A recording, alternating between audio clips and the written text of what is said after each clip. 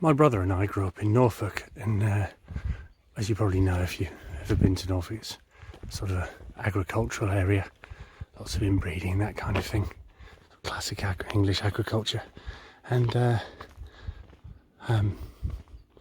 as we grew up, we sort of developed hobbies and interests. I was a Sea Scout and things, and my brother was in the Sea Scouts. My brother got into bird watching, but at a fairly early age he started to get quite obsessed with farm machinery. He would get sort of farm machinery weekly and agricultural contraption monthly, and he would buy all these magazines. He would cut out the pictures, and he'd then stick those pictures up on his bedroom wall.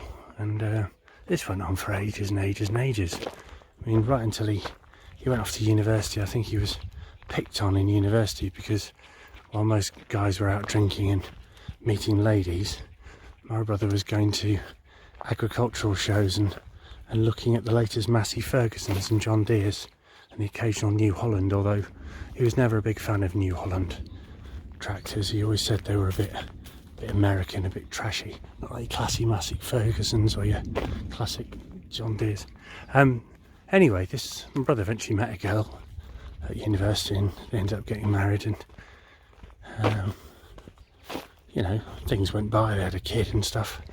And then one day I met my brother in Norfolk. We went to the Woodlesford Brewery, and we were sat there in the beautiful little thatched pub there with the brewery just behind it, having a pint. And suddenly one of the barmaids came running out shouting, "Fire, fire, fire!" And we sat there, and my brother, cool as a cucumber, finished his pint of wherry and just wandered into the pub as cool as a cucumber. And the pub, there was smoke everywhere, there was fire, the thatch was on fire and everything. I've always questioned whether thatch is really a good thing to make roofs out of, really, with it being with a dead cat and some piss in there and all the other stuff they put in. It's all a bit weird. Anyway, my brother walks in, and about 5 seconds later all the smoke suddenly disappears. There's no smoke coming out of any of the windows or the chimneys or anything.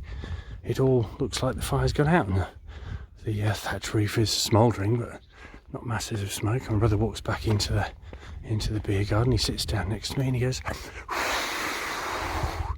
and all the smoke that was in the pub seemed to just come out of my brother's lungs. It was almost like a miracle.